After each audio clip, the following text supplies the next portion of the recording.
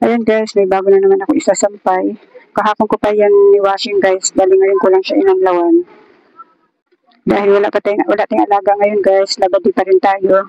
Ayan, may nakasalang ako doon. Ayan, may nakasalang ako doon guys.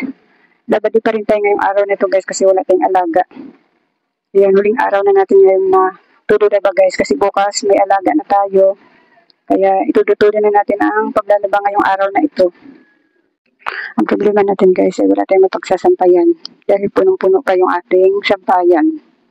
Ayan. Pero titingnan natin guys kung pwede na natin tiklopin yan kasi gabi ko pa naman yan isinampay. Titingnan natin kung pwede na siyang tiklopin para maisampay ko na yung aking bagong katatapos ng i-dryer. Ayan guys, pwede natin tiklopin itong mga sinampay ko kahapon. Para maisampay ko na uli yung mga natapos ko na i-dryer doon. Pasensya na kayo guys at paulit-ulit na lang itong ilang araw kong content. Paulit-ulit. Pasensya na kayo. Kasi ito lang talaga yung routine ko araw-araw guys habang pag walang alaga. Ito yung routine ko. Ang maglaba. Kasi pag walang alaga lang tayo makapaglaba pag wala tayong alaga. Pag may alaga kasi ay hindi tayo nakakapaglaba. Na pumatak ang ulan dito sa amin guys. Biglang pumatak ang ulan. Kanina mainit pa kanina. Ngayon, bumagsak na yung ulan. Buti na lang guys, tuyo na kasi kanina pa yung aking dinryer. Hindi ko pa na isasampay kasi nagpanlipas pa ako na isang oras bago ako nagdesisyon na tanggalin na itong mga nakasampay ko kahapon.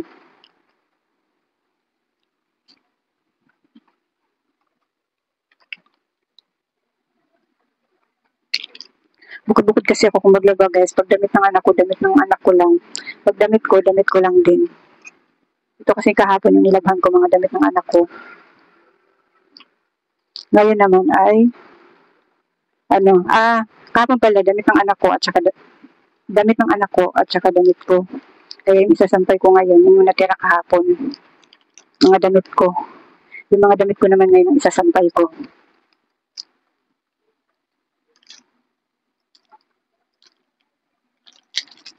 Talagang yung mga damit guys ay pang isang linggo talaga namin. Yung mga short ko ay hindi ko niwawash yun. Yun yung mga naglalaba ako ng paunti-unti. Yung mga short ko. Kasi hindi ko niwawash yun kasi pag washing mo talagang mabilis masira ang mga tahi. Yung mga short. Ang niwawashing ko lang talaga guys yung mga damit lang. Iba talaga pag niwashing mo yung mga shirt talaga nagtatastasan yung mga tahi.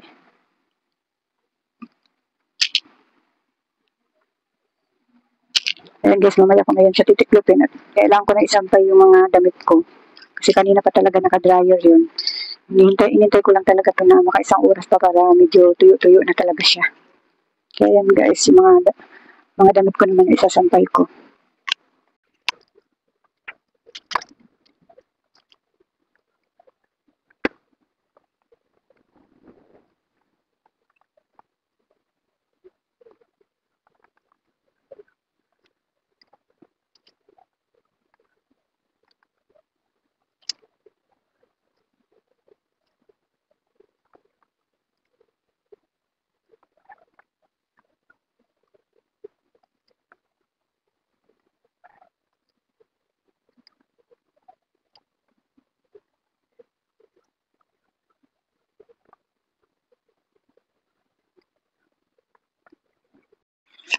Ayan guys, puro mga damit ko lang ito lahat guys. Yung kaninang tinanggal ko sa sampayan, puro damit ng anak ko. Tapos ngayon, mga puro damit ko naman. Tapos yung mga nakasalang naman ngayon dun sa washing ay mga puro damit naman ng asawa ko. Bukod-bukod ako kung maglaba guys. Kasi syempre, iba yung amoy ng damit ng asawa ko, iba yung amoy ko. Kaya binubukod-bukod ko. Kasi syempre sa katulad ko, iba ang amoy ko. Kaya hindi ko sinasama yung damit ng anak ko. Binubukod ko din. Kasi iba yung amoy ng matanda na kaysa bata pa. Kaya binubukod-bukod ko talaga kasi may kanya-kanya tayong amoy.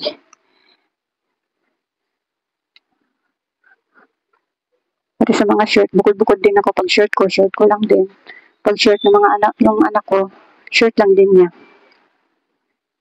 Basta lahat guys, binubukod-bukod ko. Lalo na yung mga panty. Yung panty ko, hindi ko sinasama sa panty ng anak kong babae. Binubukod ko din. Yung asawa ko naman siya nang naglalaban ng kanyang brief. Pagkatapos niya maligo, nilalabhan na niya yun kasi nga, hindi ko na maasikasong laban yung kanyang brief kasi nga, may alaga nga ako. Kaya yung pagkahubad niya, nilalabhan na niya agad yung kanyang brief. Ang lalaban ko lang mga panty ko at saka panty ng anak ko, pero magkabukod yun. Bukod yung paglalaba. Ayun guys, tapos na ako magsampay guys.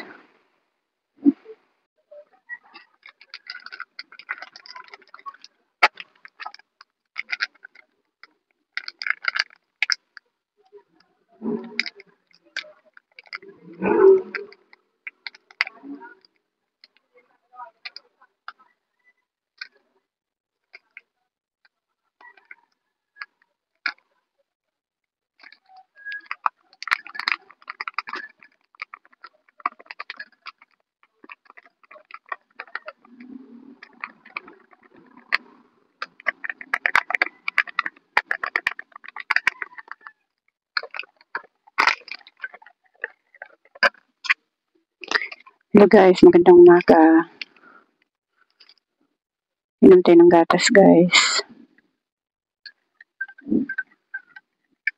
Dito ako ngayon sa aking munting tindahan guys. Nagkakape. Ay, dito ako inom ng gatas.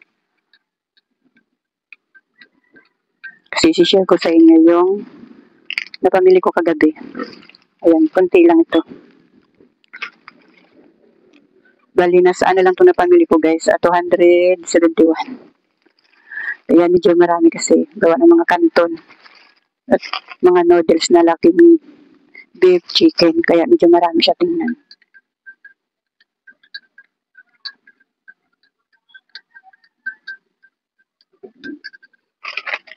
Mag-ano muna tayo guys.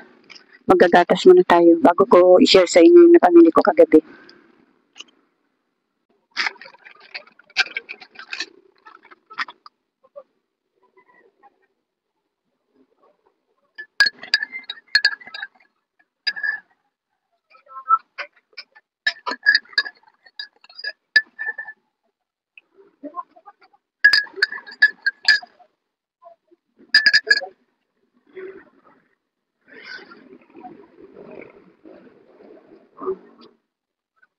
Isa ba ito?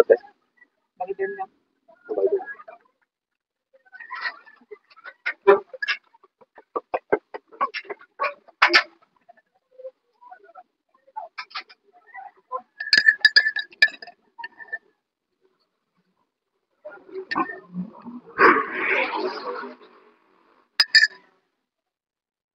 Balik natin uli sa plastic yung mga noodles.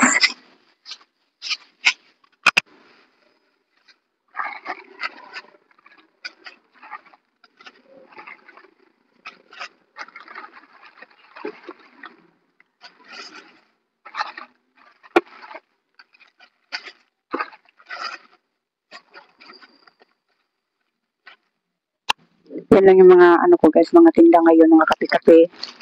Ito, tsaka yung mga tuyot, suka at patis na yan. Yan ang napaka-importante dito sa tindahan ko na hindi mawala. Yan mga aji, magic sarap, itlog ang mahalaga at tsaka mantika.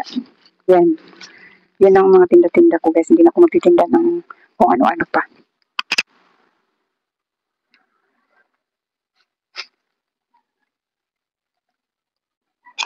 May asukal pa ako natitira dito guys, pero bumili na ako para hindi tayo maubusan.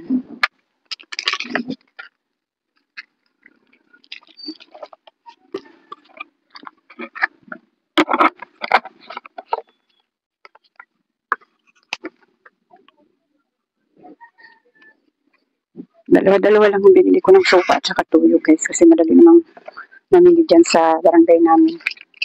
Dito na lang ako kalimitan nabili ng mga paninda ko sa barangay namin. Kahit paano naman guys, ay natutubuin naman ako ng papiso-piso, 2 piso, 5 piso. Okay na yun, ang halaga ay may tubo na kunti. Kaysa lugi. Kahit paano, mayroon naman tutubuin kapag dito ako namili sa barangay namin.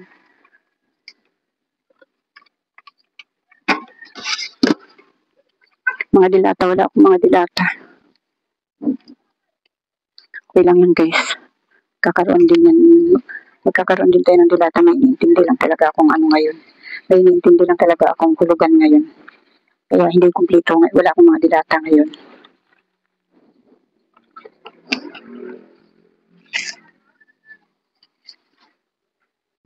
Ayan guys, tapos na tayo dito sa aking munting tindahan.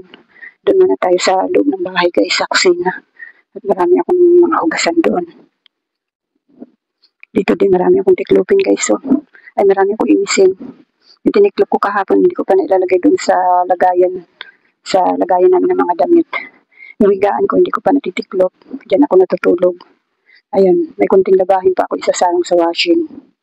Dito muna tayo guys. Unahin muna natin dito kasi may hugasan ako doon. Ayan. Ang lamisa, ang kalat. Kaya dito muna tayo. Dito muna ang unahin natin.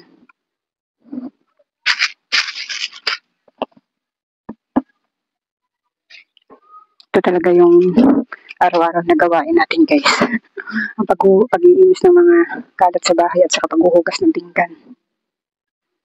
Ayan guys, maghuhugas muna ako ng pinggan guys.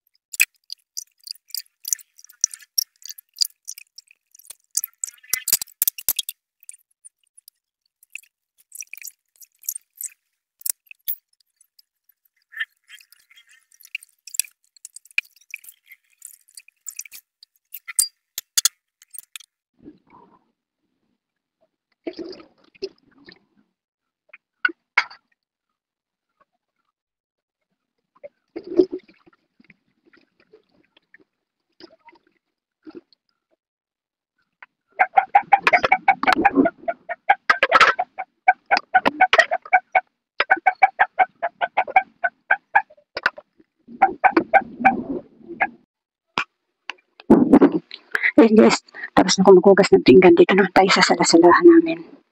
Mag-iimis tayo ng aking higaan. Nagmamadali akong mag-imis guys kasi parating na yung alaga ko. May alaga tayo ngayong araw na ito.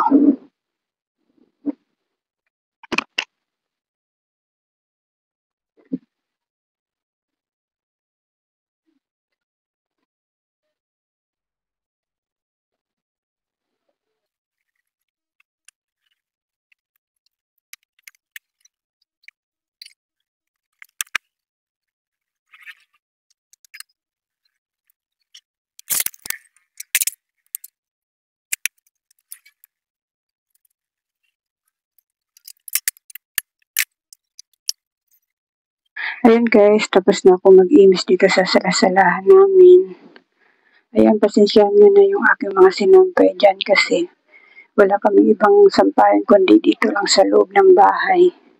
Ayan, pasensyahan nyo na yan guys, yung mga nakasampay ko dyan. Ayun, may isasarang pa ako sa washing guys, so yung nasa ibabaw na speaker. Ayan. Kaya ayan guys, hanggang dito na lang muna tong aking vlog guys. Maraming salamat sa panonood at suporta nyo.